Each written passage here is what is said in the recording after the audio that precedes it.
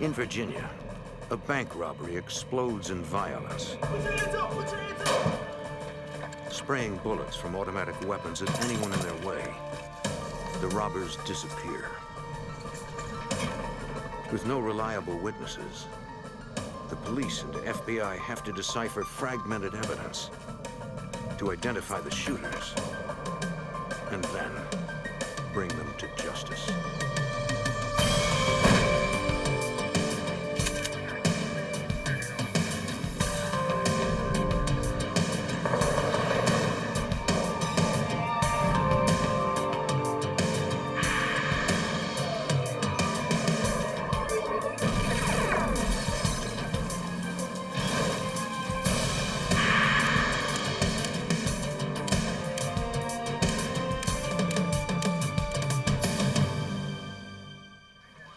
Despite what you see in the movies, most bank robbers come in quietly, pass a note, and slip away. They want cash, not bloodshed. But in Richmond, Virginia, a pair of gunmen entered a bank with their guns blazing. I'm Jim Kallstrom, former head of the FBI's New York office. The raw violence of the crime shocked even the most seasoned investigators, who vowed to catch them before they struck again.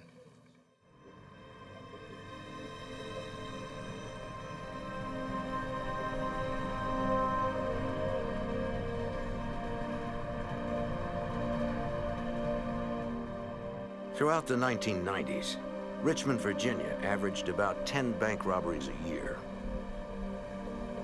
Prior to 1997, not one of them was fatal.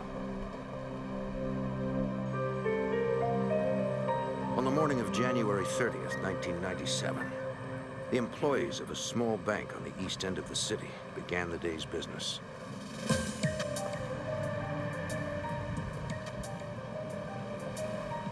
"23-year-old Christine Edwards, one of the bank's tellers, arrived for work.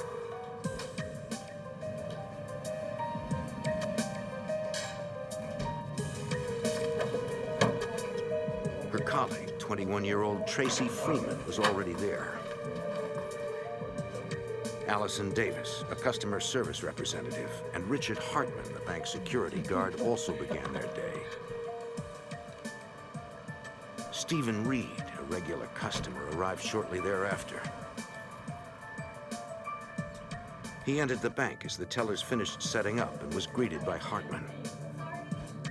Good morning. How may I help you, sir? No one saw the two men slipping in the bank's rear door. First National Bank, how may I help you? Oh, yes. Uh-huh. When the men struck, they did so swiftly and without mercy.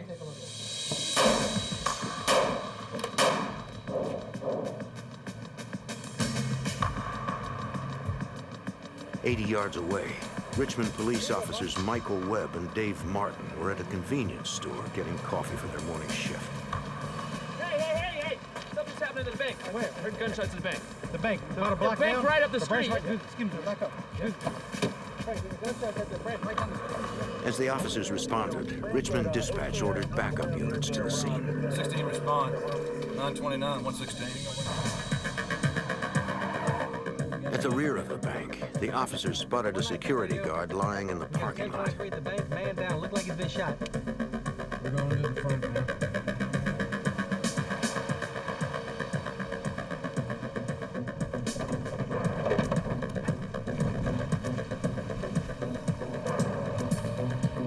Officer Martin guarded the front as Webb went to check on the guard. He was still alive. Barely. Webb called for an ambulance. 119 EMT now. Then, two armed men emerged from the bank. Stop! 119-10-5 to 119W. Going all right. Shots are being fired, units. Webb emptied his clip.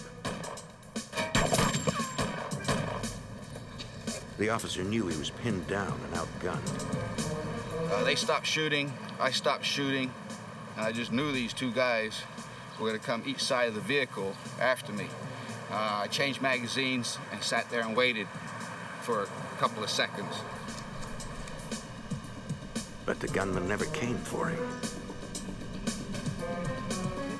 Officer Martin left his position to back up Webb, but the assailant surprised him.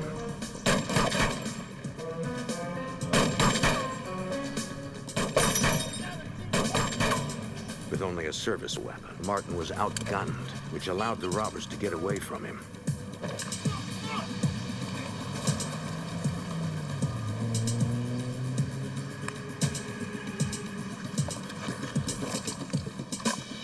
All the officer could do was report their position as they escaped across the cemetery. Got a black male running with black jacket toward Divertown Road. 2 men. The Richmond officer saw a cloud of red dye, the sign that the gunman had stolen a bundle of money containing a timed dye pack. The men leapt over the next wall, and the officer lost sight of them. The dispatcher forwarded the information to the Henrico County Police Department.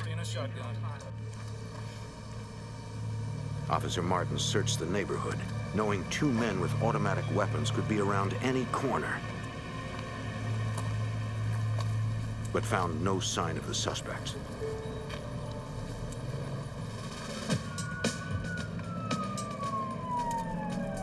.233 radio.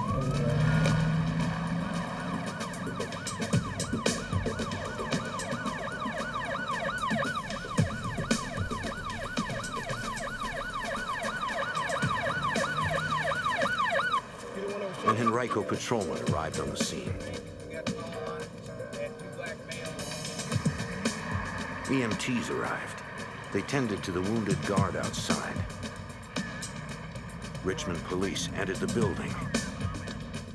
Police, everybody down. Stay where you are.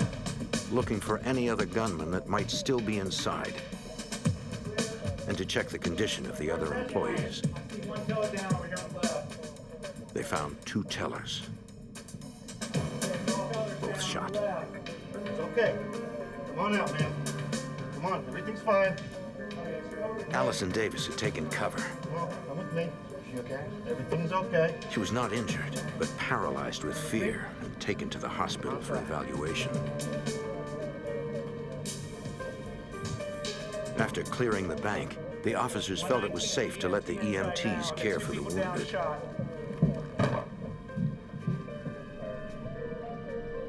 For teller Christine Edwards, it was too late. It's gone. Forensics responding. A squad and forensics responding. Supervisors for crime scene control. Okay. Tell me where it hurts. Tracy Freeman, in severe shock and bleeding heavily, was stabilized and rushed to the hospital.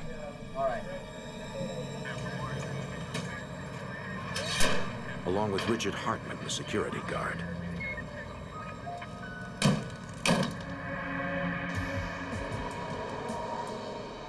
At the Richmond Police Homicide Division, Detective Tom Leonard was disturbed by the robbers' brutality.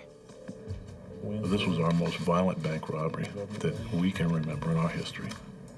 So our fear was they were in the neighborhood and we needed to get them off the streets. Leonard headed to the bank. Officers collected items dropped by the robbers when they fled, including a Lorson 380 semi-automatic handgun and the clip to a Tech 9, another semi-automatic weapon. A K-9 officer with a tracking dog began searching for the suspects. The dog followed a scent through the cemetery.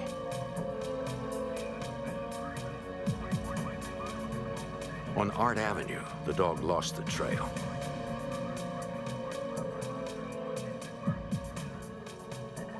Henrico and Richmond police canvassed the neighborhood, asking the residents if they had seen any strange men fleeing the area.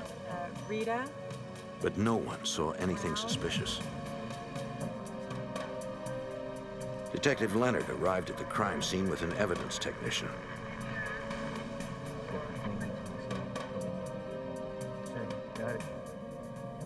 We immediately shut down that bank, and the only people that were inside the bank was myself and forensic people. So as we went through the bank looking for forensic evidence that we could pick up and look at, we found a lot of spent shell casings, which were fired. We had some that were unfired. Those shells were 9mm, likely used in the Tech-9. Behind the teller's counter, investigators found a backpack, apparently left by the robbers. Inside was a piece of green tablecloth, a bottle of charcoal lighter fluid, a box of matches, and a note reading, "Please wait 5 minutes." We couldn't figure out what that was all about.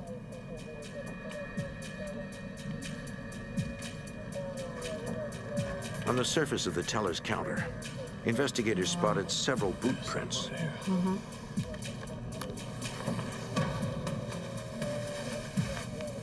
They preserved each print with tape, which they would later compare with footwear collected from potential suspects.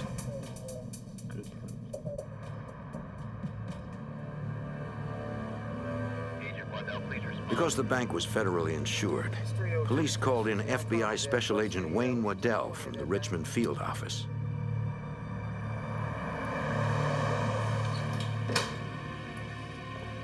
Let's go ahead and see what we can get on this, Tom. At the bank, he and Detective Leonard checked a videotape that had recorded several surveillance cameras simultaneously. But there was a problem. Oh man, Tom, look at that. We got a problem. Something caused the film, in our opinion, to not be working correctly.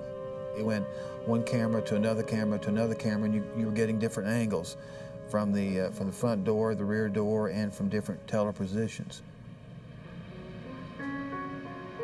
They would need to make still photos from the individual frames to get any useful details. Special Agent Eduardo Alford joined the investigation.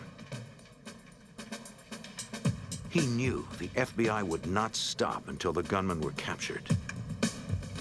I'm sure if you talk to every person that was involved in this investigation, they would tell you the same thing. They wanted to stay on this case around the clock, which essentially is what happened.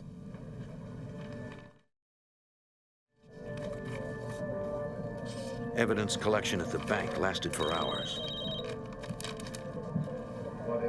Later on in the evening, at around 5:30 or 6, we received word that Henrico County had received a report of a break-in. I went over to the break-in site.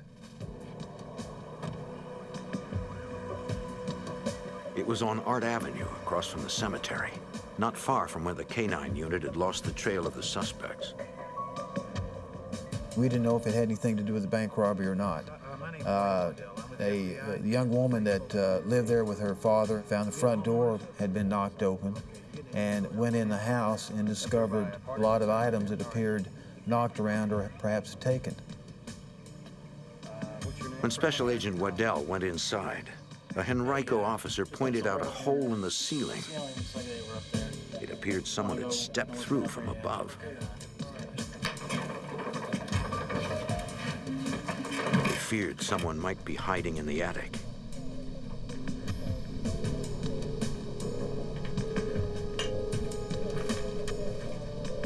No one was there. They searched for evidence. Investigators found a pair of boots. They also found a backpack and a coat.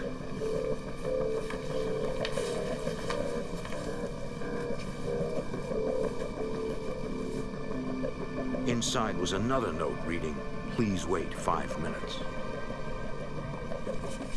They also found another green tablecloth. Red dye, like that used in bank dye packs, covered many of the items.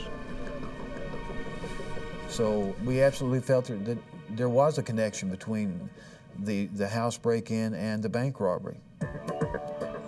But they didn't know how the two crimes were related. We had no idea why the bank robbers would come to that house. Was it an opportune moment? Did they know someone there? Was there something that drew them there? Was it happenstance? We had no idea. We interviewed the owner and his daughter and the daughter's boyfriend. And you interview these people because what are these bank robbers, what are these suspects doing in your house? And we're trying to find, is there a link or is there not a link? Diamond brown? The residents were equally confused. They reported that whoever broke into the house stole some men's clothing, suits and jackets. During questioning, the boyfriend acted nervous and claimed he had no information to add. About what time did you get here? At the hospital, a Richmond detective sought out the wounded victims who could provide eyewitness accounts. Yes, ma'am. But he was unable to see anyone. The two wounded survivors were still in surgery and could not be interviewed. Allison Davis, the customer representative who had escaped injury under her desk, was so distraught she had to be heavily sedated. Stephen Reed, the customer inside the bank, had been grazed by a bullet and had come to the emergency room on his own. But he was also of no help. He had Alzheimer's disease and could not remember any useful information. By the end of that first day, we still had nothing more than what we had to begin with. So we knew it was going to be a ways to go. It was going to be a tough case. In Richmond, Virginia, two armed bank robbers escaped with $10,000 cash, leaving two employees wounded, and 23-year-old teller Christine Edwards dead. The community was stunned, as was Assistant U.S. Attorney Nicholas Altamari. This girl was an angel. And these guys, they just walked into the bank without a word spoken and shot her dead. It's sick. Determined to find her killers, Richmond homicide detective Tom Leonard and FBI Special Agent Wayne Waddell had to pursue the case without the benefit of eyewitness accounts. The problem with the employees and the customer that were in the bank is they were all traumatized. We actually could not talk to any of them for several days. The detective tried to interview Allison Davis, the customer representative who had taken cover under her desk and escaped injury. But she was too traumatized by the ordeal. Yes, I'm Detective. Hospital staff had to sedate her, and she was unable to speak. Call means 30 seconds. There were no witnesses available to tell investigators what actually happened inside the bank. All they had to understand those events was a flawed videotape of the surveillance cameras, according to Detective Tom Leonard. That really caused us a problem trying to piece things together because we were missing little bits and pieces of the video, so you didn't get to see the whole robbery occur like you normally would. Working with still photos captured from the surveillance video and records of the physical evidence recovered from the bank, the investigators pieced the crime together moment by moment. It was a complex series of events, all taking place in a matter of seconds. You could see where the bank had obviously opened, but the only people who were inside were the security guard, the bank representatives, and one customer. The customer was standing there at the walkway area where you go through your little lines, talking to the security guard. The lead gunman headed straight for the teller's counter. The first guy bypassed the security guard without even looking at him, without even noticing him. In our minds, we realized the front guy was not worried about the security guard. He knew that the second guy was going to take him out. In the photos, investigators saw the second robber pointing the Tech 9 at the guard.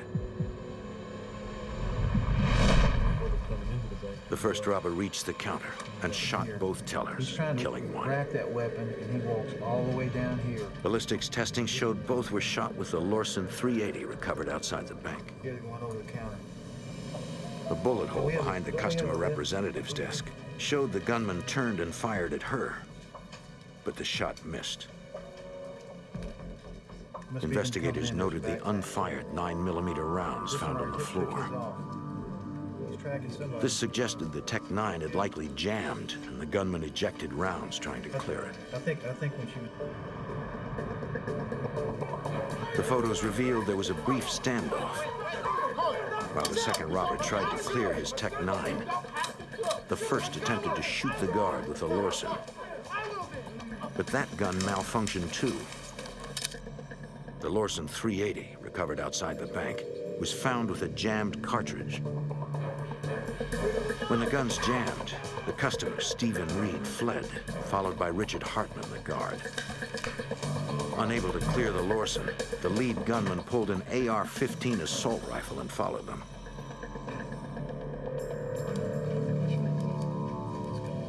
Spent shell casings and bullet strikes found outside supported witness statements as to what had happened next in the bank's drive-thru. One witness saw a gunman chasing the fleeing customer.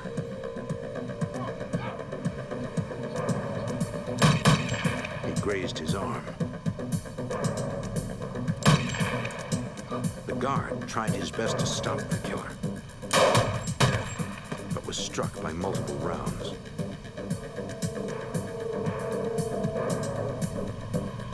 The gunman returned inside. Hartman was still alive.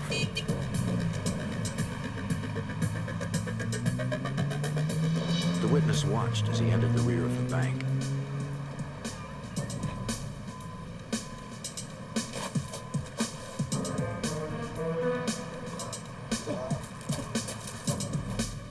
He pulls open that back door, the wooden door, right? Investigators realized Hartman had risked his life trying to draw the robbers out.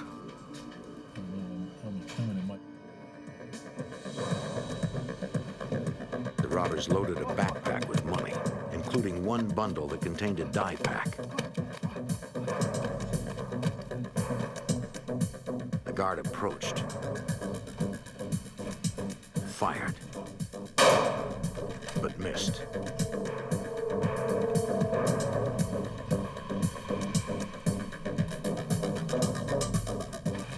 Another witness saw the guard flee the rear of the bank. The lead gunman pursued him into the parking lot and fired. The final shot to the temple permanently blinded Richard Hartman. Moments later, officers Webb and Martin found him there. Agent Waddell and Detective Leonard now had a clear account of the crime. Since the robbers came into the bank shooting, investigators believed their intent was to murder everyone, to eliminate all witnesses at the bank. The contents of the robbers' backpack revealed a plan to minimize witnesses on the outside.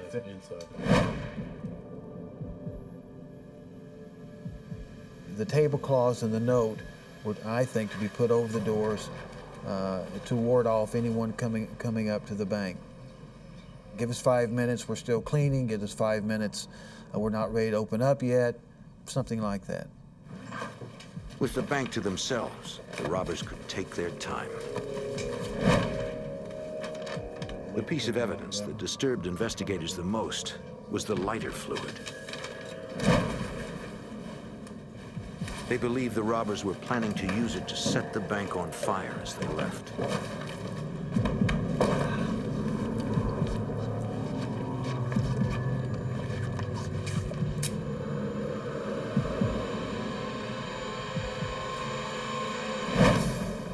Investigators knew they were dealing with especially violent criminals who acted with no remorse. We needed to get them off the streets. Our fear was these people were going to get out into the community and commit some more murders because they'd already been bold enough to come into the bank and start shooting people. And we'd have to gunfight with these people to try to catch them later. And the criminals were well armed. They still had an AR-15, the civilian version of the military's assault rifle, and a Tech-9, a 9mm semi-automatic pistol. The one weapon recovered, the murder weapon, was a Lorson 380 semi-automatic. A records check revealed it had been stolen weeks earlier. Investigators released details of the guns to the press and asked for the public's help in tracking down the weapons. It worked, according to Assistant U.S. Attorney Nicholas Altamari. We got lucky. We got very lucky. There was a person who was out there that overheard a woman that she worked with say that she thought that her husband sold those weapons. The FBI and the Richmond PD followed up on that lead and in fact did locate a gentleman who was a legitimate and licensed gun dealer. At first, the dealer was reluctant to talk to authorities. He didn't want to incriminate himself by admitting that he might have sold weapons used in a murder. After agents assured him he could not be held liable since the guns were sold legally, he admitted he had sold a Tech-9 and an AR-15 a few days before the robbery. Yeah, I got it all right here. He located the ATF forms filled out by the purchaser. Investigators now had a name to move on. The gun dealer told us that he had sold the weapons to Jermaine Sims. And we got hold of all of the units, all the guys working the case. Everybody was out trying to locate him. They finally ascertained that Sims was out of town. While the search for Sims continued, investigators kept following their only other promising lead, the Art Avenue house that the robbers had broken into. We started checking everything we could find out about the owner and his family. The girl that lived there had a boyfriend. We started checking him out. So we started from scratch with just basically an investigation on every person in the house. The boyfriend, who had acted nervous during interviews, consented to a polygraph test. The polygraph examiner asked questions about the robbery and murder, while Special Agent Waddell observed. After an hour of questioning, the polygraph results were inconclusive. Did you rob that bank? The boyfriend could not be eliminated as a suspect. Special Agent Waddell knew he needed to re-examine the house and went back with a search warrant. This time, he returned with an FBI evidence response team. He was determined that a more thorough search would reveal a connection between the bank robbery and the break-in. The ERT technicians scoured the attic. Got 2 guns here, 2. Behind a wallboard, they found a Tech-9 semi-automatic pistol and an AR-15 assault rifle, precisely the type of guns used in the crime. They were still loaded, and their serial numbers were intact. Special Agent Waddell proceeded to check if these were the same guns purchased by Jermaine Sims. We wanted to verify that they were in fact the weapons that had been bought from the gun dealer and used in the bank robbery. So we called back to the office. We read off the serial number, make, and model of these weapons, and they were compared to the ATF firearms form. They were the same weapons. A ballistics expert compared slugs recovered from the bank to slugs fired from the recovered AR-15. They matched, connecting that weapon to the fatal bank robbery. It seemed certain that Jermaine Sims had indeed bought the weapons used in the robbery and murder. Now, the FBI and Richmond police needed to find him.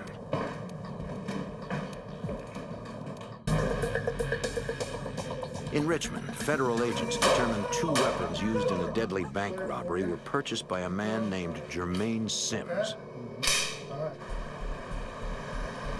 Agents could not find Sims, but a background check revealed he was receiving government assistance. They followed up on that lead. At the Social Services Office, an administrator confirmed that Sims regularly came in to pick up food stamps. She flagged his name on their computers and agreed to page the FBI the next time the suspect showed up. First name. Yes. Afternoon, ma'am. This is Special Agent Dorsey. Agents went to the address listed on the ATF form and spoke to Sims' mother. Is Jermaine home? She hadn't seen her son since she kicked him out the previous week.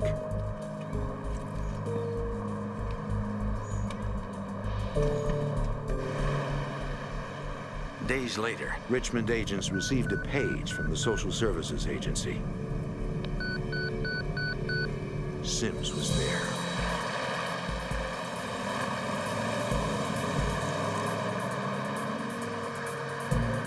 Okay, whatever. It's just a matter of pulling your check up. And The administrator stalled Sims until the agents arrived. They hoped he didn't suspect anything.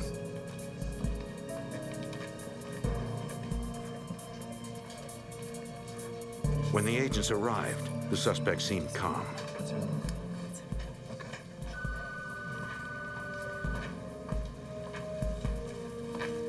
Excuse me, sir. Special Agents FBI. I need you to come with me.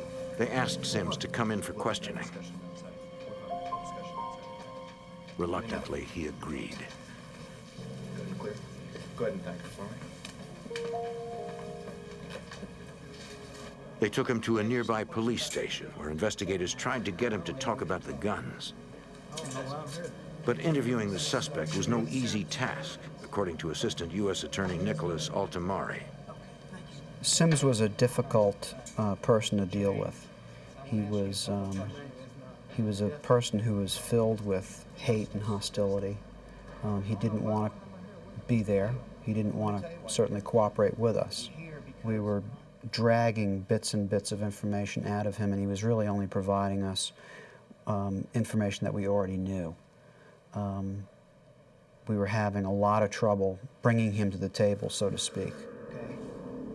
Sims denied any involvement in the crime, stating he was at his girlfriend's apartment at the time of the robbery. Who lives there with him? Over several hours, Altamari kept pressuring him until finally Sims admitted he had bought the AR-15 and the Tech-9 with the intent to sell them later for a profit. He said he stashed the weapons at a friend's house, a man named Ra, but claimed he couldn't remember the address. A street called Main Street. Instead, he gave directions. Now, who else is this guy Ra handling? The interview continued while Special Agent Wayne Waddell tried to confirm Sims' story. Sims told us where this house was located and described the house to us. We went to the locations. We could not find the house. Determined, Altamari confronted Sims with his deception. Do you think you're dealing with a bunch of amateurs here? But Sims maintained his story that he still knew nothing about the bank robbery. You've already told me that. By then, authorities had located Sims' girlfriend, who supported his alibi. But investigators had strong evidence connecting him to the crime. You're going to jail for the rest of your life. He was informed that he was under arrest for bank robbery.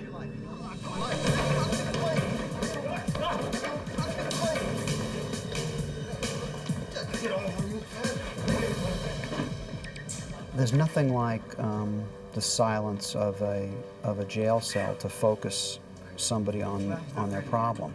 And he had a huge problem. He had his name on the title to these weapons that were used in this robbery. And we thought that if we gave him a little time to think for himself, that he would eventually come to the conclusion that it was in his best interest to cooperate with us. After a week of incarceration and repeated interviews, Sims decided to talk. Now, tell me about the guns. He said after he bought the guns, he left them with two friends, Rashid Jones and LaFawn Bobbitt.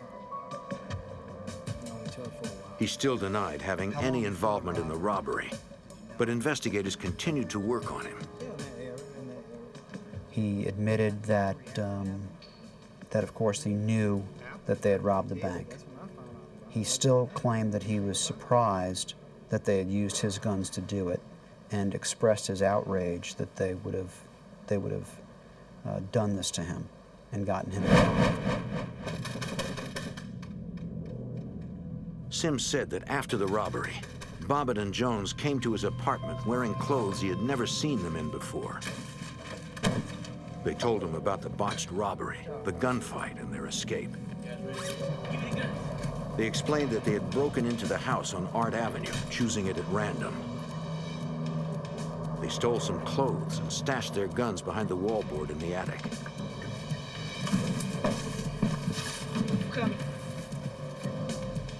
As they were leaving, Jones accidentally stepped through the ceiling.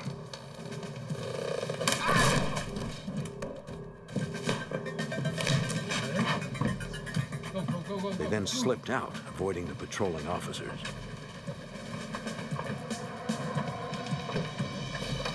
They had the money with them, but it was stained red from the dye pack. Police records revealed that LaFawn Bobbitt had 11 prior convictions and was free on bond from charges related to grand theft auto. Rashid Jones had 7 prior convictions, including grand larceny, and was on parole. Investigators reduced the charge against Sims from bank robbery to conspiracy. Now, with the identity of the killers in hand, the real chase could begin. After a 1997 bank heist that left one teller dead, Richmond, Virginia authorities believed they had identified the gunmen as LaFawn Bobbitt and Rashid Jones. They had no idea where to look for Jones, but they did set up surveillance at Bobbitt's last known address. Been in it for a while. Yeah. Assistant U.S. Attorney Ken Melson was determined to apprehend these men as quickly as possible. We had to get these 2 cold-blooded killers off the street as soon as we can, so we would eliminate the possibility that they could do the same thing again and someone else would get killed. And yet we had a lot of work to do collecting the physical evidence, getting it analyzed by the lab. They needed more time to build the federal case, but could not afford to have 2 killers on the loose. Prosecutor's office in Henrico County to charge Bobbitt with the burglary, the breaking and entering of the Art Avenue address. With respect to Jones, he was in violation of his parole, so we got a warrant for a parole violation. Special Agent Wayne Waddell received the go-ahead to bring in the fugitives on those charges. We had 2 agents watching LaFawn Bobbitt's house. The 2 agents were Paul Messing and Eddie Alford. Paul Waddell. And we finally get authorization to arrest LaFawn Bobbitt. I get hold of Messing and Alford. They tell me that Bobbitt has just left his house. All right, thank you. The agent told the surveillance team to follow Bobbitt, then headed off to back them up.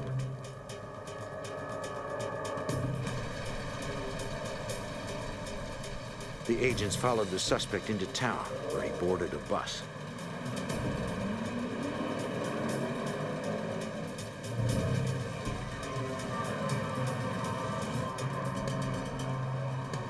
They kept in contact with Special Agent Waddell, updating him on their location. 302, 304. Soon, Waddell caught up. They decided to arrest Bobbitt at the next bus stop. Bus is right in front of me. All right, 10-4, I'm getting ready to come around you right now.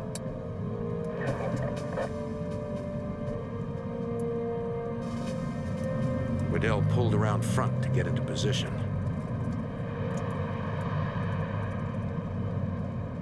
The other agents pulled in behind.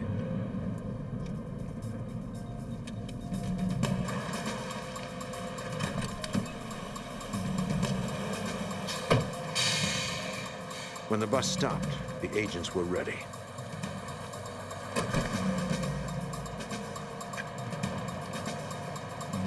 Come on, Bob, if you're under arrest for parole violation, put your hands up. Within moments, suspect LaFawn Bobbitt was in custody. Investigators executed a search warrant on Bobbitt's home. In his bedroom, they discovered a manual for a .380 Lorson pistol, the same model used in the murder. They also found several spent .380 shells. For FBI Special Agent Eduardo Alford, this circumstantial evidence suggested it was Bobbitt who fired the fatal shot. It was actually the weapon that one of the tellers was killed with. Finding that shell casing was very helpful as far as determining which one of the subjects or suspects might have had possession of this weapon. on this particular day.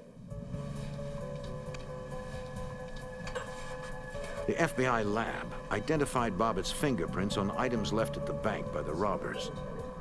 The first evidence directly linking him to the crime.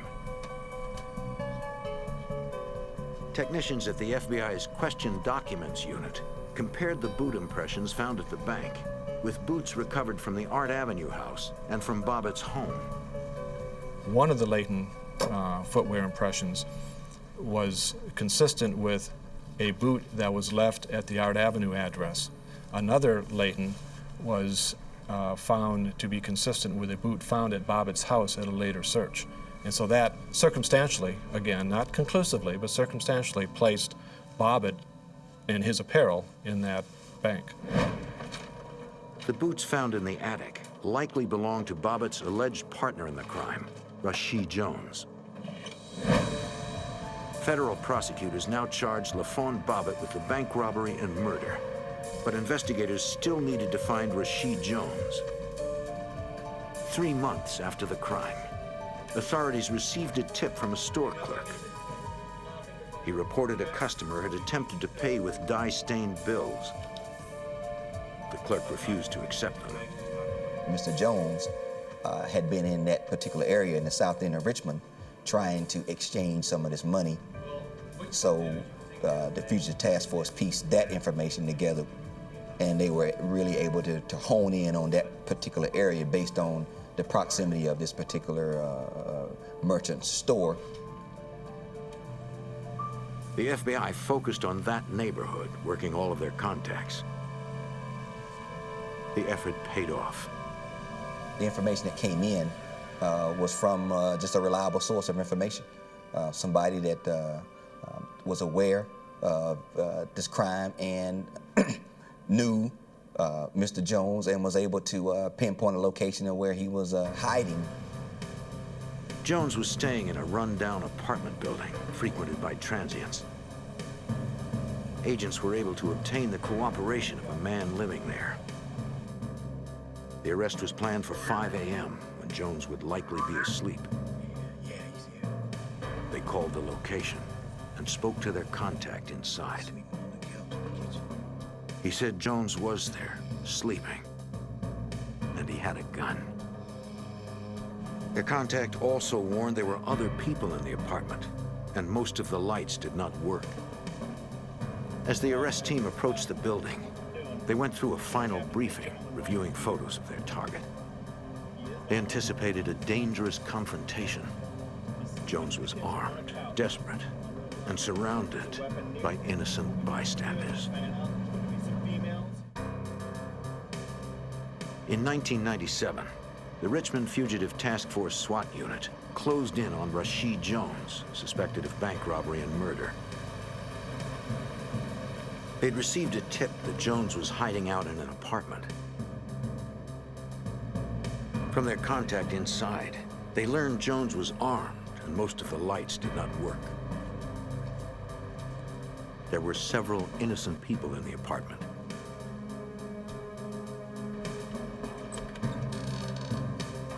The building was dark and foreign, complicating an already difficult challenge in which SWAT had to take down an armed fugitive while protecting innocent bystanders.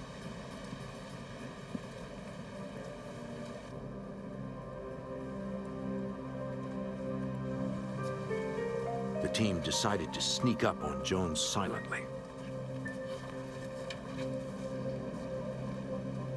They hoped he had not been tipped off.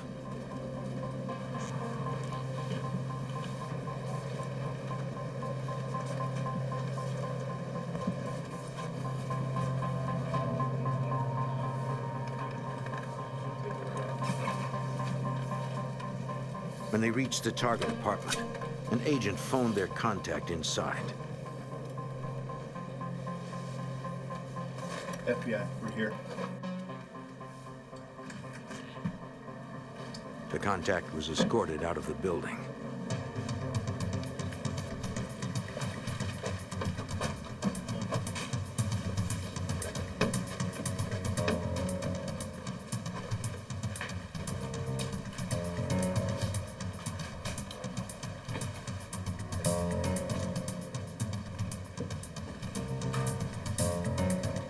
When they made it to the room where Jones was said to be sleeping, he was gone.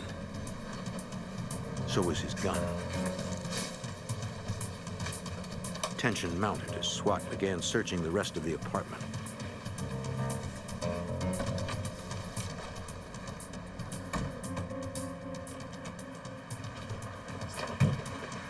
Get your hands up, man. Get your hands up. Come on, get up. Get up. They found and removed 2 other residents. Every room was cleared, except one, a bathroom. Jones, you know you're in there. Come out. Put your hands up, Jones.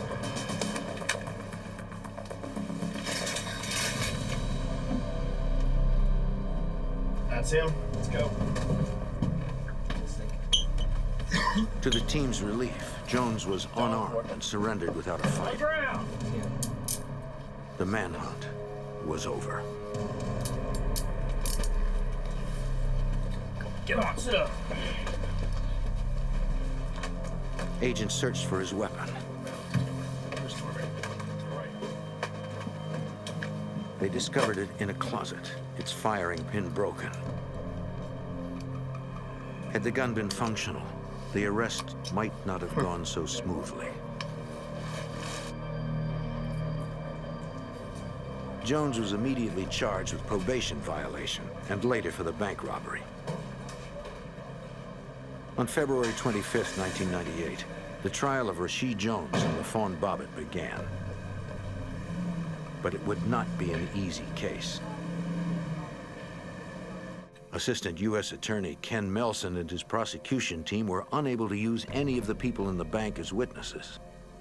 None of them could really testify for us because the guard was blind as a result of being wounded. One teller was dead. Another one had never had the opportunity to even turn around to see anything. And a third employee was unable to testify because she didn't see anything. She was under a desk during most of the robbery. Melson found a way to deal with the lack of witnesses by commissioning a digital recreation of the crime. We had to stand in for them digitally and show the jury what happened inside that bank. We were the witnesses' voice to the jury during the trial so that they could be involved and experience the agony of the victims, experience the moment of the bank robbery. And that would give them not only the true feeling of what went on in the bank, but the true carnage and intent of the defendants. After hearing 6 days of testimony, the jury convicted both gunmen on all charges. Assistant U.S. Attorney Nicholas Altamari. In the trial, they sat there smug as all get out. And it wasn't until after they were convicted that you could really see them start to worry, because then it was about them. Then they were worried. Bobbitt and Jones were each sentenced to life in prison without the possibility of parole. Jermaine Sims, who purchased 2 of the weapons used in the robbery, was convicted on conspiracy, accessory before the fact of murder, and several weapons violations. He, too, was sentenced to life without the possibility of parole. As the victims and their families continue to heal, they and the city of Richmond know that Jones, Bobbitt, and Sims will never be a threat to anyone again. A Tennessee community is shocked when a beloved elderly woman vanishes. As investigators search, the mystery of her disappearance deepens. The truth begins to emerge, but slowly and in unexpected directions. As police and the FBI try to help a troubled small town find their dear friend.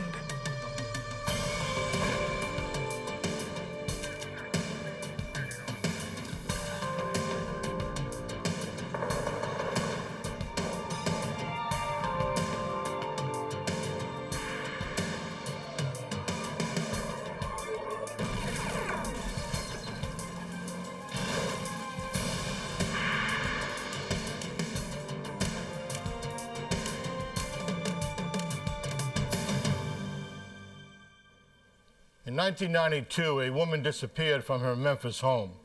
When the ransom went uncollected, the FBI suspected a desperate amateur and feared the worst. I'm Jim Kallstrom, former head of the FBI's New York office. As the search for the woman progressed, investigators uncovered a web of lies and false accusations designed to hide the real perpetrator.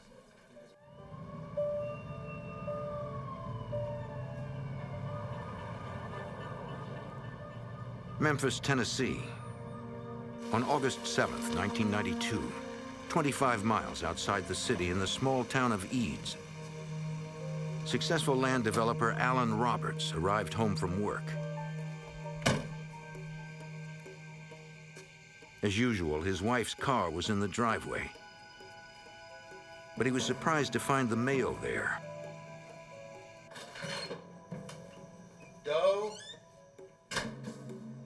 His wife, Doe Roberts, usually left a note when she went out, but there was none. Doe?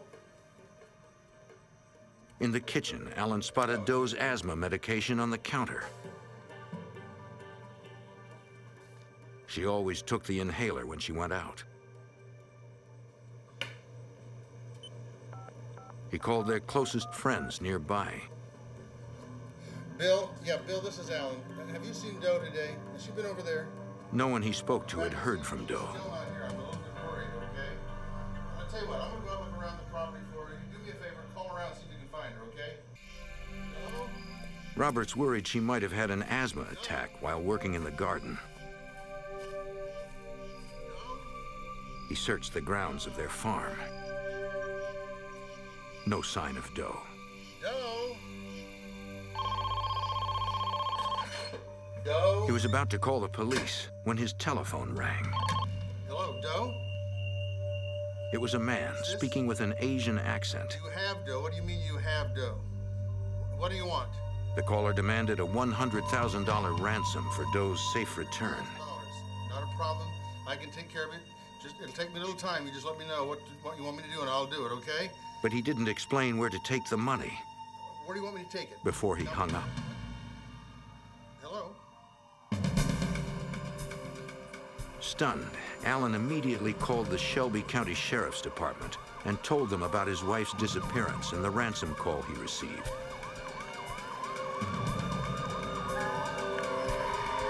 A team of deputies and sheriff's inspectors responded to the house.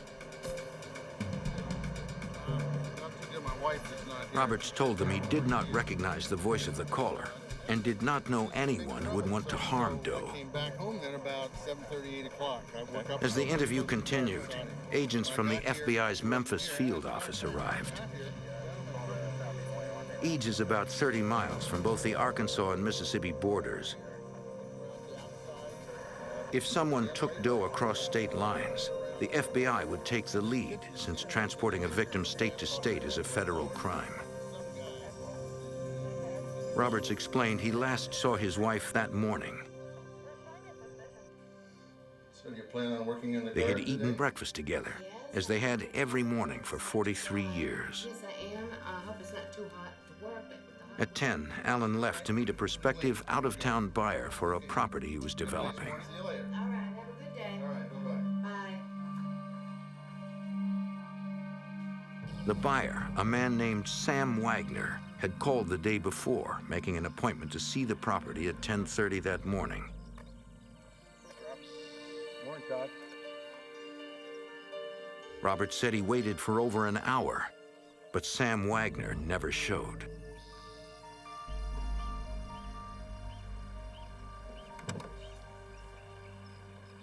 Seemed like He spent the rest of the afternoon laying sod at another of his development properties. Sure, yeah. If you want to. Okay, we're coming this way. The investigators needed to check the house for evidence.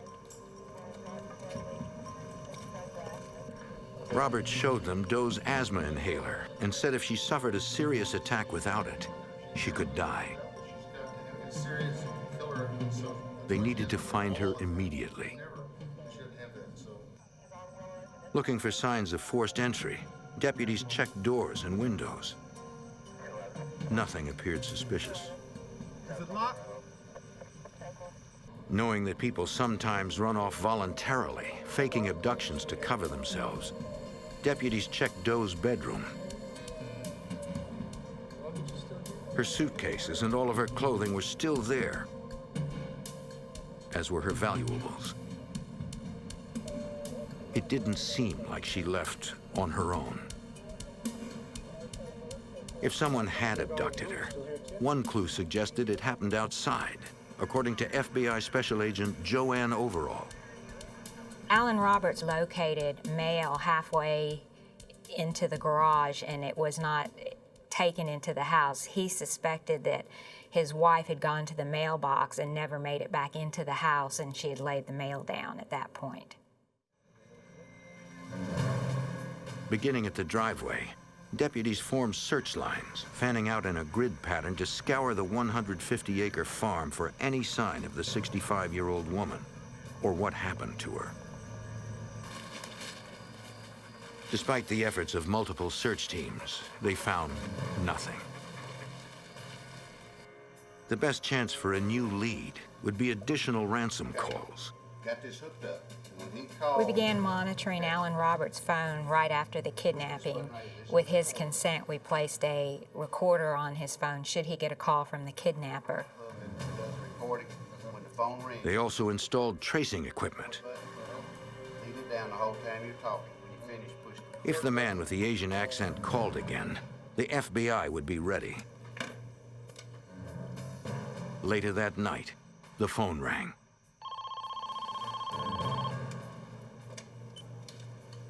Hello? Yes? It was coming from a nearby payphone. No, just don't hurt her. I'll do whatever you want. Deputies headed toward the source of the call. Okay. It sounded like the same man who called earlier. Okay. He said Doe was safe, for now, and he knew law enforcement was listening. Robert said the caller ordered him to remove the tape of their conversation and crush it in the driveway. Take it outside and smash it so he's gonna watch it. They quickly switched it with a blank tape. All right, go out there and crush it and I'll watch it. Oh, okay. At that time, no surveillance officers were outside.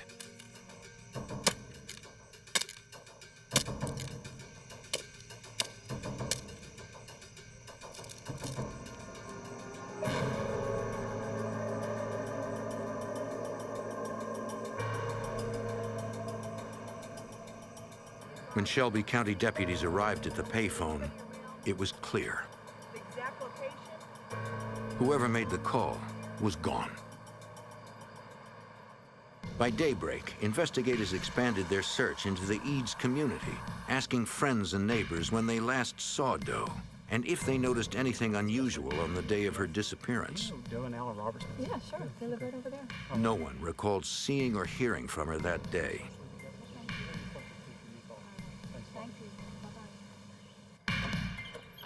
Yes, sir? One neighbor told investigators that at church that week, there seemed to be tension between Doe and Alan. But no solid clues emerged. Word of the kidnapping spread, and news stations picked up the story. Joe Birch of WMC-TV in Memphis reported on the small community's reaction to Doe's disappearance. A lot of people felt it must have been someone from the outside who committed this crime. Because these people worshiped together, they went to square dances together, they spent a lot of their time together, and their focus was their little community and staying away from downtown Memphis and all the danger that might be here. So I think the people in the Eads community felt like an outsider probably committed this crime. But investigators wondered how, in a place like Eads, a stranger wasn't noticed.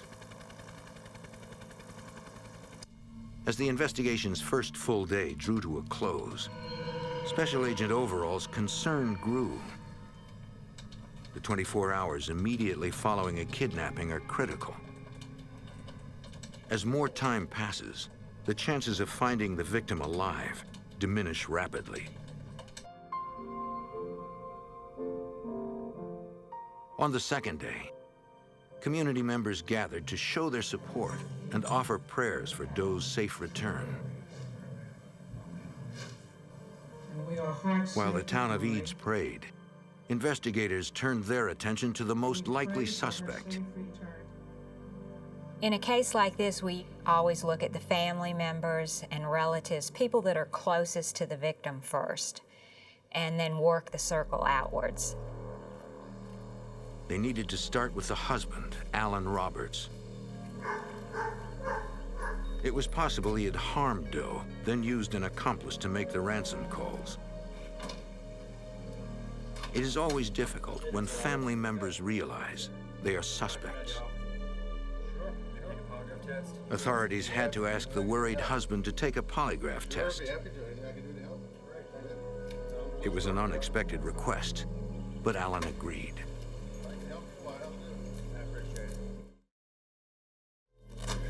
A polygraph measures a subject's physiological reactions while answering questions. The subject reviews all of the questions before the test, so there are no surprises. Though commonly called a lie detector test, a polygraph does not actually detect lies. It only detects whether the subject is exhibiting the characteristics most people exhibit when lying: spikes in heart rate, perspiration, blood pressure, and respiration. Are you convinced that I will only ask you questions that we've gone over before? While polygraph results are rarely admissible in court, many investigators find they point them in the right direction. Is your first name Alan? The examiner asked Roberts questions unrelated to the case to establish a baseline for truthful responses. Then he asked questions about his relationship with Doe and the events of the day she disappeared. Did you kill Doe Roberts?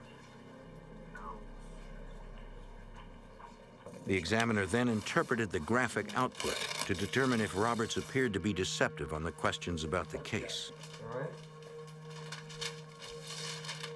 In his opinion, Alan Roberts answered all of the questions truthfully. Alan was sure this was the end of it. But agents knew that test results were not always accurate. They could not eliminate him yet. To check Roberts' story, the FBI wanted to find Sam Wagner, the man he allegedly went to meet on the morning of Doe's abduction. We thought Sam Wagner may have come into this area, and because of their financial backings and holdings, that he may have kidnapped Doe Roberts for the money that they had, because they had a substantial amount of money.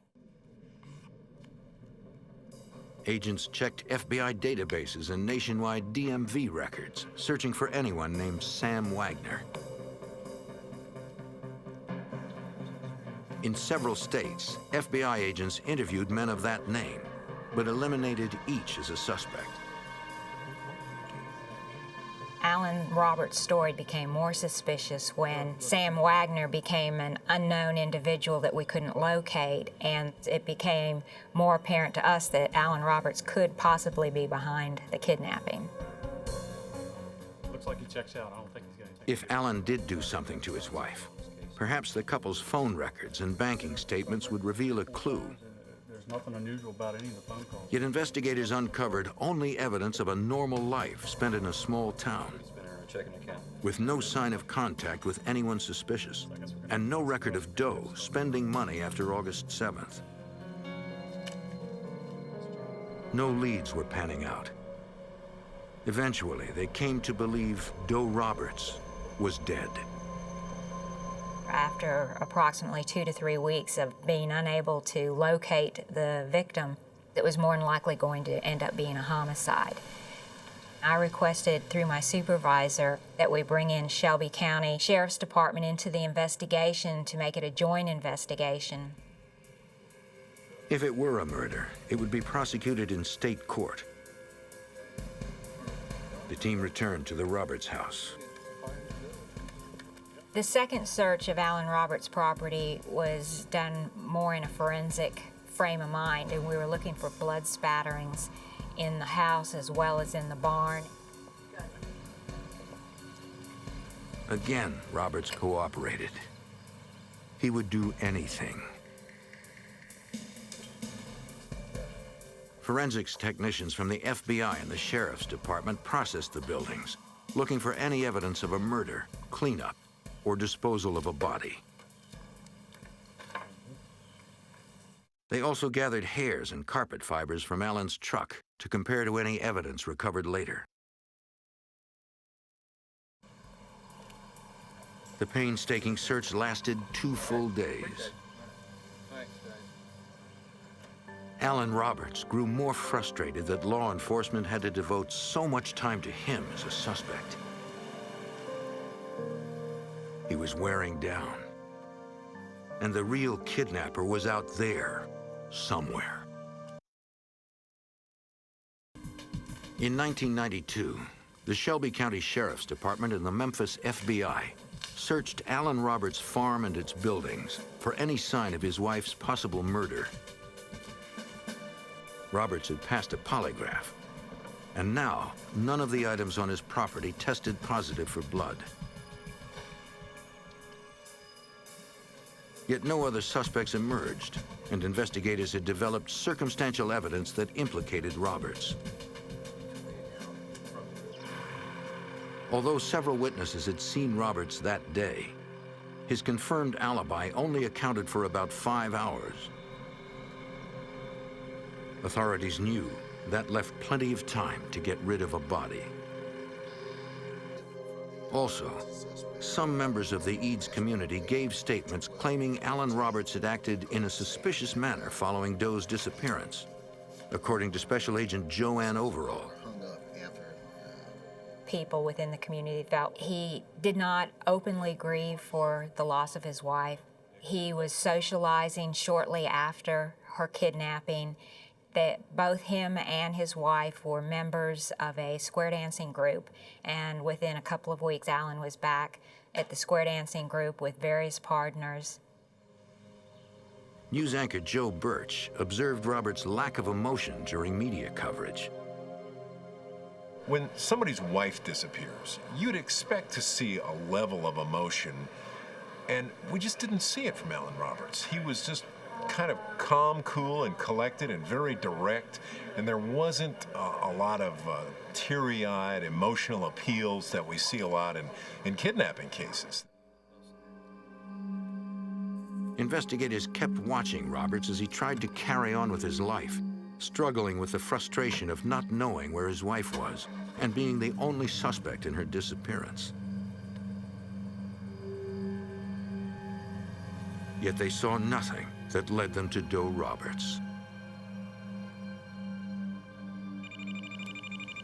In September, the man with the Asian accent resurfaced, now saying Alan was involved. The kidnapper began calling people in the Eads community, stating that Doe Roberts was still alive. Many of the phone calls indicated Alan was part of the scheme to kidnap his wife. It was extremely frustrating because he never gave specific points to drop money. Several of the people who talked to the kidnapper had caller IDs on their phones, so agents traced the calls to phone booths on a well-traveled road. We would go to the phone booths immediately, and of course, the individual who was making the phone call was already gone. Other people had already used the phone. We would check the phones for possible fingerprints, and there was just never any evidence to tie an individual to that phone. Each of the calls were made within a few miles of the Roberts house, a significant risk in a small community buzzing about the case. This boldness suggested that the caller was an insider, familiar enough to be inconspicuous in public, and that he considered himself beyond the reach of investigators.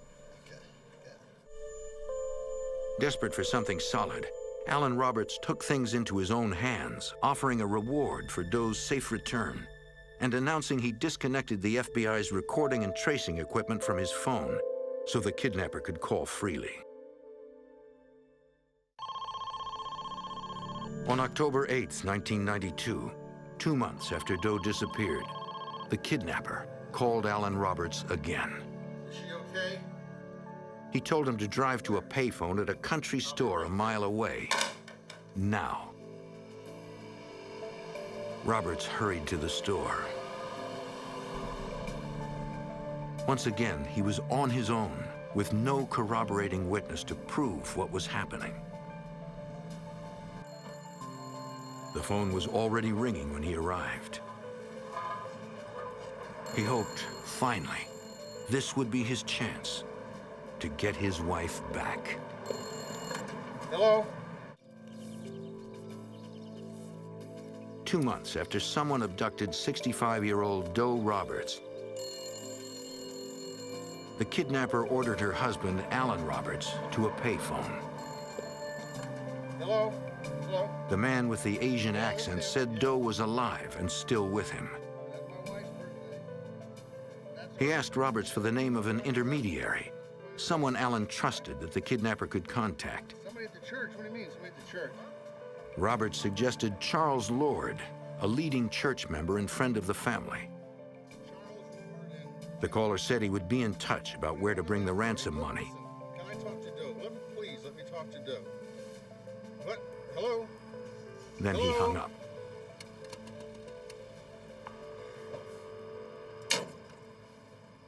Well, they've been good neighbors. Charles Lord, the man Roberts picked to be his intermediary, was a civil servant and treasurer of the local church. He made a public appeal to the kidnapper on Alan Roberts' behalf, asking the man to call him and finally give specific instructions for a ransom drop. Call my number, and I'll line up how to get. They all wanted to get Doe back. There you go. More calls from the kidnapper came to Charles Lord and others in the community, but still no details for an exchange. In November 1992, Charles Lord called investigators to his home. Special Agent Joanne Overall hoped they finally had a direct link to the kidnapper. Charles Lord stated that late in the evening, he heard a car out on his cove. He walked down to the mailbox, and there was a letter placed in his mailbox, which was a kidnapping ransom letter. Investigators were glad to have physical evidence. Fingerprints, hairs of fibers on the letter might provide a link to the kidnapper. But by the time they got to it, they found the evidence tainted. Charles Lord took this letter and showed it to several people before we were called in and obtained the letter. So there was quite a few fingerprints on the letter before we got it. Lab examiners checked all of the prints, determining they belonged to Lord and the people he let handle the letter. Nothing to lead them to the kidnapper.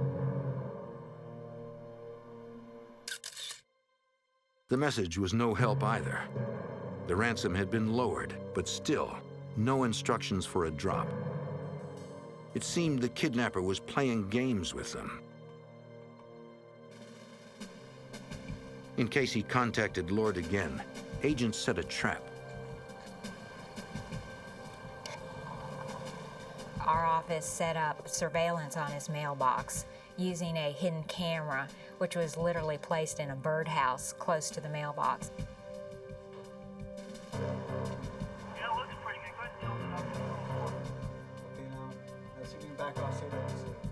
If the kidnapper dropped off another note, they'd have him on tape.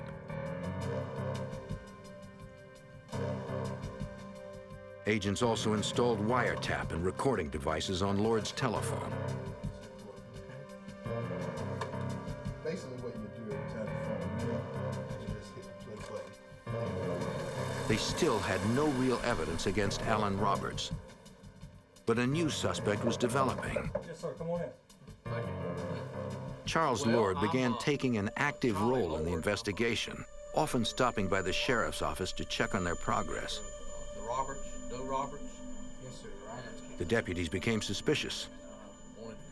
He seemed too interested. Their suspicion deepened because of the peculiar nature of the phone calls he claimed he got from the kidnapper.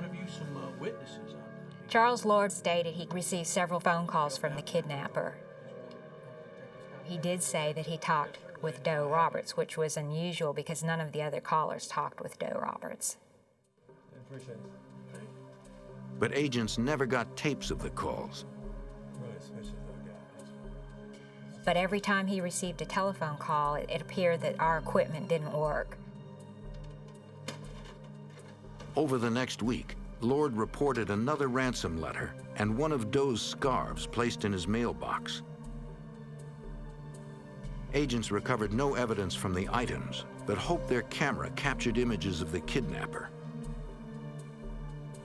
They had plenty of the regular mail carrier.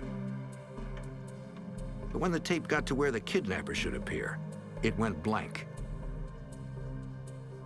When the equipment that was placed at Charles Lord's residence continued to fail, I just thought we had poor equipment. Eventually, it became apparent that somebody was tampering with it. Agents suspected the interference came from Charles Lord.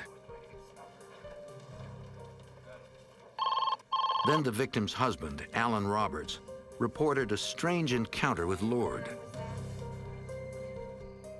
He said the night before, at the Eads Community Center, Lord summoned him to a private meeting. Alan was surprised when his friend offered to help get Doe back for a price. Alan Roberts told me that Charles Lord had advised that he had underworld contacts and that there was information available if Charles could get some money to pay for it. Also, Alan advised at that time that Charles Lord was wearing a gun. It was clear Lord was somehow involved. But investigators needed more than suspicion. They needed evidence.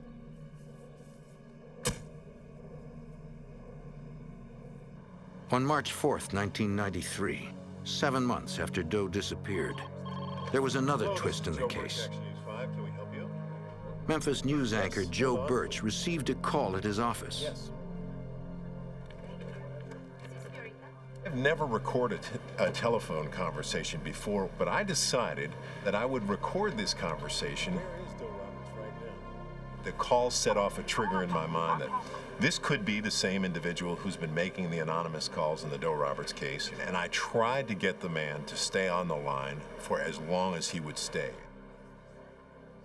As Birch spoke to the man with the Asian accent, he tried to elicit details as to who the caller was and what happened to Doe. When Birch tried to set up a ransom drop, the caller hung up. Hello? Hello? I took the tape directly into my boss's office. We immediately called the FBI and the Shelby County Sheriff's Department. What can you tell us about Doe Roberts? Investigators agreed to WMC-TV airing the tape, hoping it might flush the kidnapper out. It worked. The kidnapper called back. He was angry they aired the tape and demanded no more coverage. But this time, Joe Birch got him to do what no one else had: arrange a ransom drop.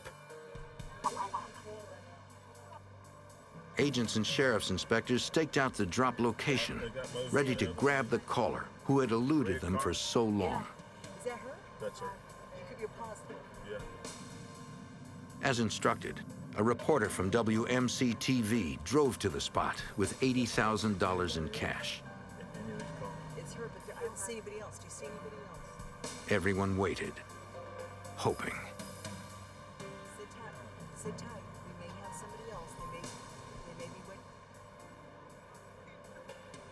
Contact. But the kidnapper never showed. She's leaving. Okay. It didn't happen. One more disappointment in a frustrating investigation. 1409, be advised, subject has just left. No contact. Show us going ahead and clearing the scene. Other deputies observed Charles Lord was home the entire time. Weeks passed with no movement on the case.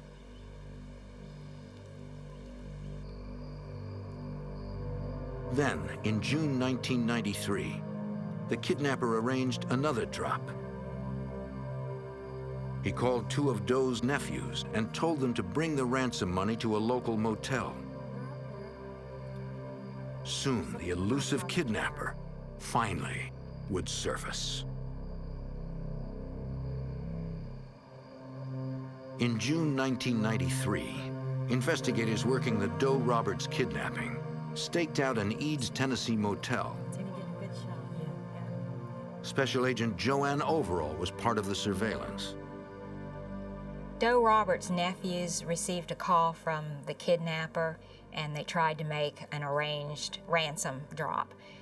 They were told to go to a motel room, which they did, but they also called the FBI. They were waiting to get a phone call or meet with somebody.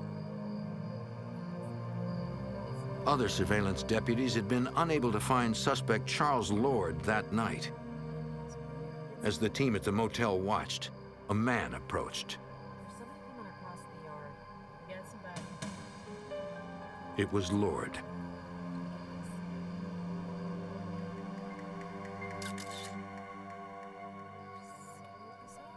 He went to the room the nephews had rented.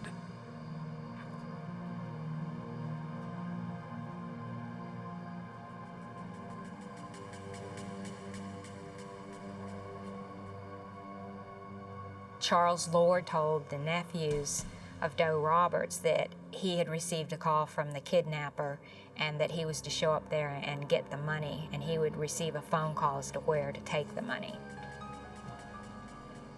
But the nephews wouldn't give him the cash. They said they wanted to deal with the kidnapper directly. Investigators were sure that was exactly who they were dealing with. He is the only individual who had received a telephone call stating that he had talked with Doe Roberts, and now he was meeting with somebody to pick up money, but we did not have enough evidence at that time to go forward with an arrest. They did, however, increase their focus on Lord. To look for a financial motive to the kidnapping, the FBI subpoenaed Lord's bank records. We went through records trying to determine if he had loans out, what his financial holdings were, and it became apparent that Charles Lord owed a lot of money to several banks in town, substantial amounts of money, and that he was unable to meet the payments and that he had filed for bankruptcy. That circumstantial evidence allowed investigators to secure a search warrant for Lord's house. In late June 1993, they served the warrant, which allowed them to look for and seize any financial documents. Some of the files they recovered revealed Lord's criminal past. He had embezzled over $150,000 from the Memphis depot, where he had retired several years prior, and he had embezzled approximately $70,000 from the church there in Eads, where he was attending. As treasurer of the church, Lord had access to the parish bank accounts and cash donations. Despite the find, investigators still had no direct evidence of the abduction. We had nothing that we could use to charge him with the kidnapping and the murder of Doe Roberts. It was important to obtain a confession from Charles Lord because we had no body. Good, maybe this will help us out a little bit. One agent working the case was trained in criminal profiling. He wants more attention. Analyzing Lord's actions, he offered a behavioral profile to help get the confession. We have here, we got all these files. Is he gonna repeat his... He suggested Lord was a manipulative, pathological liar who believed he was untouchable. It's gonna help us out, but I don't know if it's gonna... The agent felt that overwhelming the suspect's ego was the only way to beat him. What you guys need to do is let The him... plan was to bring Lord in for an interview and let him see what he would take to be evidence of a massive investigation against him for months. push into his confessing. agents created numerous evidence boxes, hoping to trump Lord's belief he was above the investigation. Then, on August 25, 1993, at the FBI's Memphis field office, investigators met with Lord and his attorney. I got some questions about, do you know anything about Mrs. Joe Roberts? As Charles Lord sat in that room during the interview, I was watching him look at these boxes, realizing that he had been under surveillance for a lot longer than he had anticipated, and he became very nervous. The FBI's tactics appeared to be working. Lord eventually admitted to making some of the ransom calls. He said he did it to keep the investigation alive for Doe's sake, but denied any involvement in her abduction. Sensing that he was ready to crack, the investigators offered him a deal. Charles Lord was told by our office, as well as the Shelby County inspector, that if he would take a polygraph and pass a polygraph, we would not look at him any further for the Doe Roberts kidnapping. However, if he failed the polygraph, his attorney and Charles Lord agreed to a further interrogation in reference to the kidnapping. He agreed.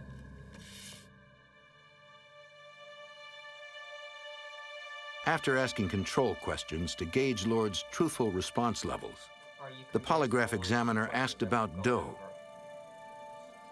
including whether Lord was involved in her abduction. Did you harm Doe Roberts?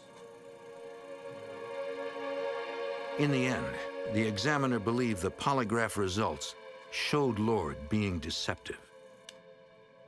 Though the results could not be used in court, they meant authorities could continue questioning the suspect. With Lord's attorney present in the interrogation room, FBI agents and inspectors from the Shelby County Sheriff's Department pressed the suspect, returning again and again to the polygraph results. I've got every piece of evidence I need, what I need you to do.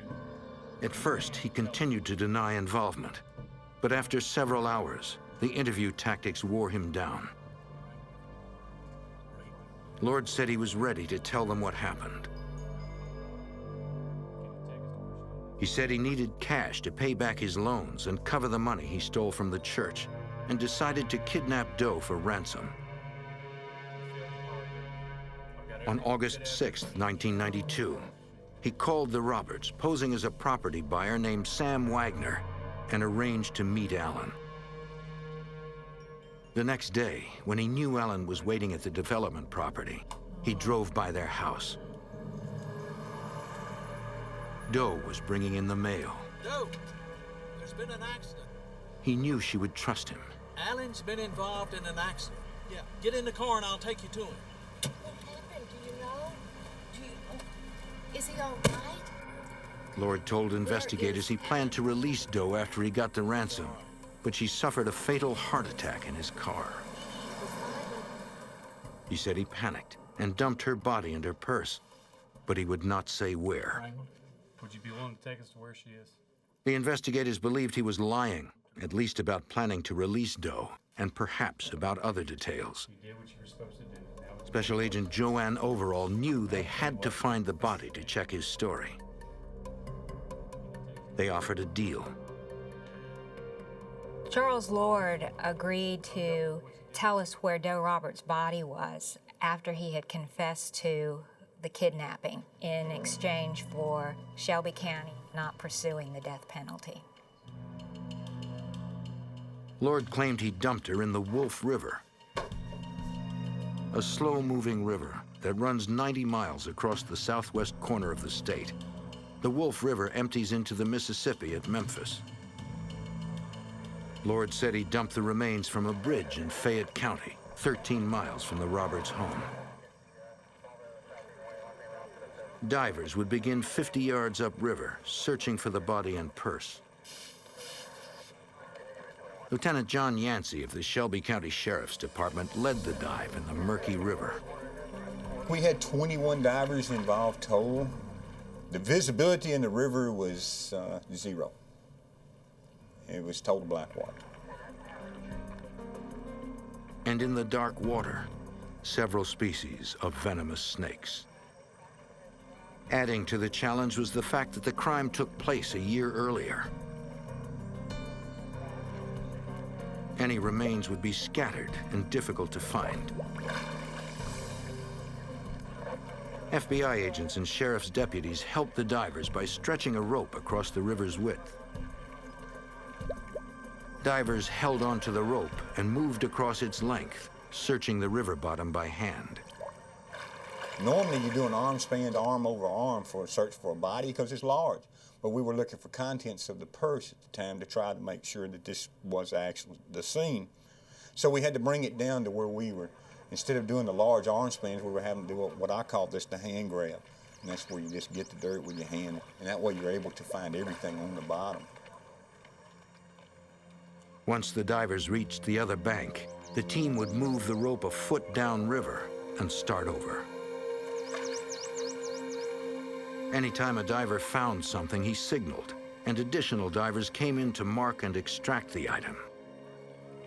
We found a safe that had been taken in a robbery of a cleaner's, and the money had fallen out of the safe, and we found the pennies on the bottom and the dollar bills, but we found no contents of any of her purse. So I feel like if we'd have found pennies on the bottom, we would have found her makeup or a wallet or IDs or anything times back to her. In 110-degree heat, the team continued their search of every square inch. On my second day, I was on the bridge, and an elderly lady walked up to me and said, "I want you to do me a favor." And I said, "I'll try to if I can."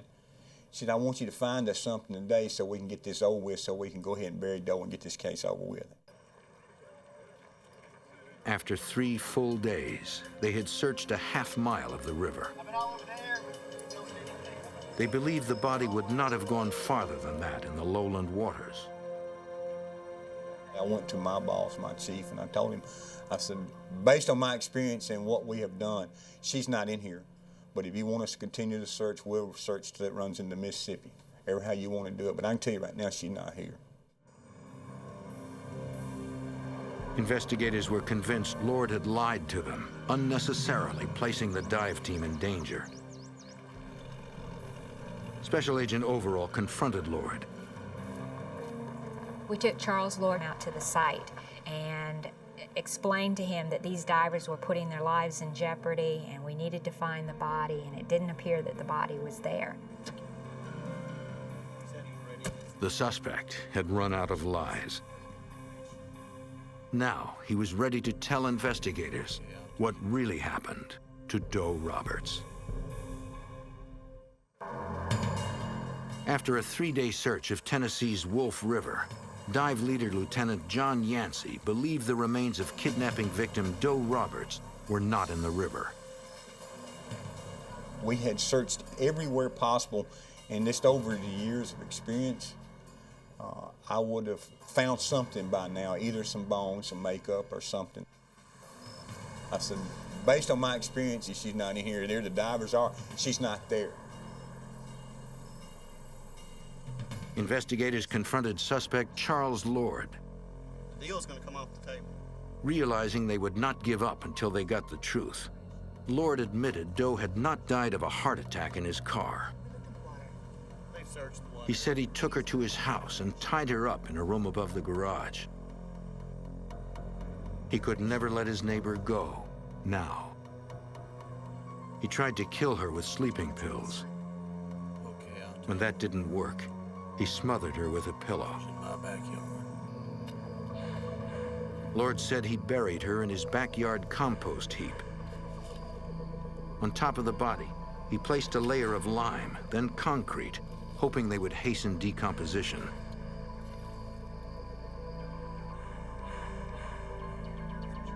They needed to determine if Lord was telling the truth this time, to retrieve evidence and give Doe's family the closure of knowing what happened.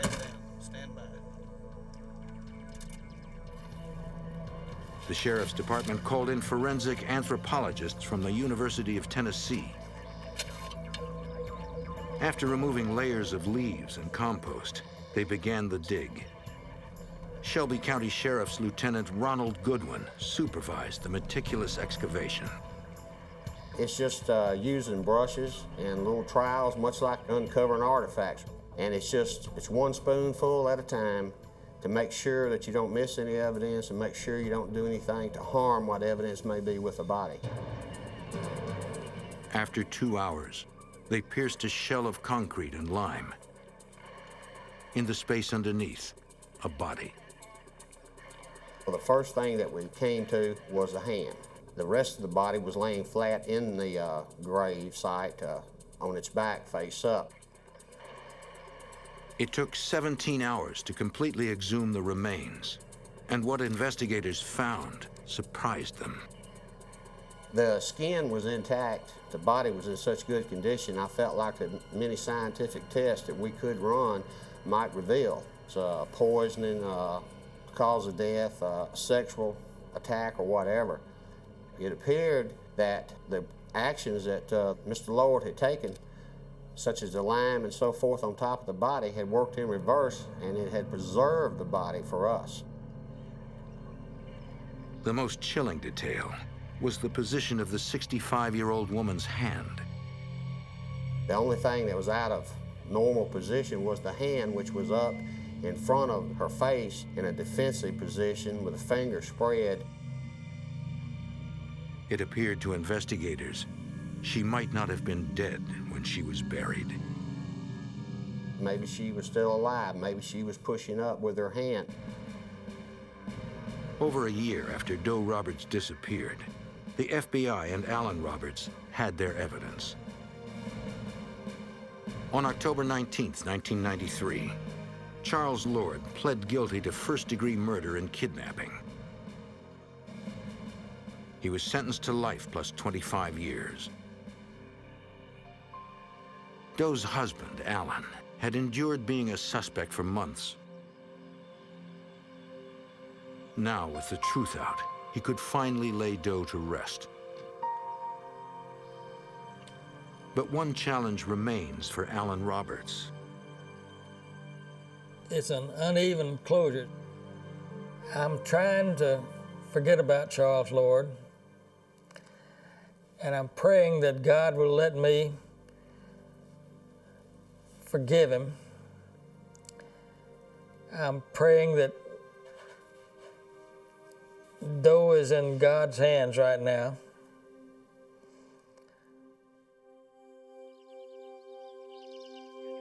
Mr. and Mrs. Roberts enjoyed 43 years of marriage before they were torn apart. He has faith that one day he will see her again.